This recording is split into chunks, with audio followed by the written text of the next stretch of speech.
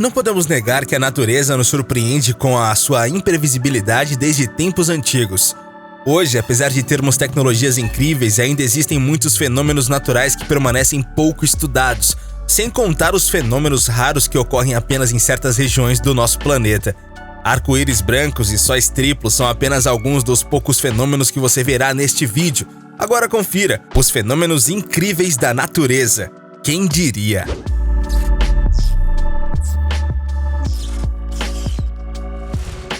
Mas antes de começar o vídeo, gostaríamos de lhe pedir que, se não for inscrito no canal, se inscreva e clique no joinha para nos ajudar. Já clicou? Então, bora pro vídeo. A fronteira entre dois oceanos. Você sabia que os oceanos estão completamente isolados uns dos outros? A maioria deles se encontram em certos pontos. Por exemplo, os oceanos Atlântico e Pacífico se encontram na passagem de Drake por mais de 800 quilômetros. Mas se você pensa que as águas desses dois oceanos simplesmente se misturam e a fronteira entre eles só pode ser determinada por meio de mapas e coordenadas, você se engana. Na verdade, as águas de diferentes oceanos e até mesmo de alguns rios nunca se misturam. Pode soar um pouco estranho, né? Mas isso acontece por diversas razões e tem relação muito grande com diferentes níveis de salinidade e densidade. A chamada tensão superficial se forma na fronteira entre as duas águas e impede que se misturem. Normalmente, a fronteira entre os dois oceanos é visível a olho nu porque eles diferem entre si na cor. Aliás, esse fenômeno é conhecido cientificamente como haloclina e foi descoberto pela primeira vez por Jacques Yves Cousteau, quando explorava o Estreito de Gibraltar. Não que seja fácil de conseguir os ingredientes, mas se você tentar fazer o experimento em um vidro com água do Atlântico e Pacífico, o efeito será o mesmo. Porém, nesse caso, acontecerá a haloclina horizontal em vez da vertical. Três sóis. Diferentes culturas contam lendas antigas sobre três sóis que costumavam iluminar a Terra. É claro que isso é apenas um mito antigo, mas às vezes esse fenômeno pode realmente ser encontrado na natureza. Consegue imaginar como seria viver com três sóis ao redor do nosso planeta? Conhecido como halo, se trata de um fenômeno óptico único, um anel luminoso ao redor da fonte de luz. De acordo com meteorologistas, o efeito de halo mais comum pode ser observado em temporadas de frio em regiões com um clima bastante severo, como a Sibéria ou o estado americano de Wisconsin. Nesses lugares, você pode encontrar todos os três fatores necessários para o fenômeno: frio intenso, sol forte e alta umidade. Nessas condições, um halo aparece ao redor do Sol, mas às vezes também pode acontecer com a Lua. Este fenômeno é causado pelos cristais de gelo que aparecem nas nuvens cirros das camadas superiores da troposfera, que é a camada atmosférica mais próxima da superfície terrestre, situada de 10 km a 12 km de altitude. Às vezes um halo é como um arco-íris ou um pilar de luz, mas em alguns casos resulta no aparecimento de um falso sol no céu, podendo ser um ou mais. Nossos ancestrais acreditavam que esse fenômeno era um presságio de infortúnio e até descreveram em crônicas. O que você faria se acordasse com a visão de três sóis no céu, hein? Conta pra gente aí nos comentários. Glória da manhã.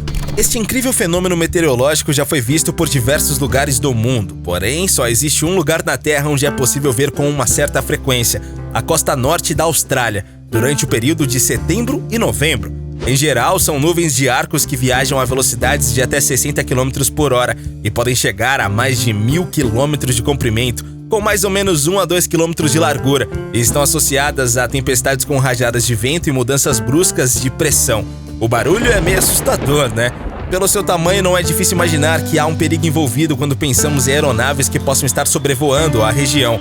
Devido ao seu habitat limitado, este fenômeno ainda é muito pouco estudado. Existem várias versões dele, talvez sejam algum tipo de tornado adormecido, ou talvez braços espirais de ciclone, ou uma chamada nuvem de rajada, que geralmente surge na atmosfera antes de uma grande tempestade.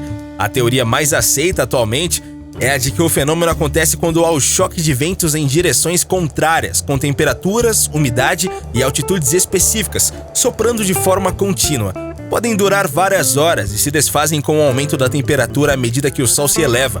A única coisa que os meteorologistas ainda não entendem é por que esse fenômeno ocorre apenas em uma determinada região da Austrália, embora haja algumas evidências de que esse fenômeno foi visto várias vezes em outras partes do mundo, como aqui mesmo no Brasil, por exemplo. Digamos que isso é mais uma exceção à regra.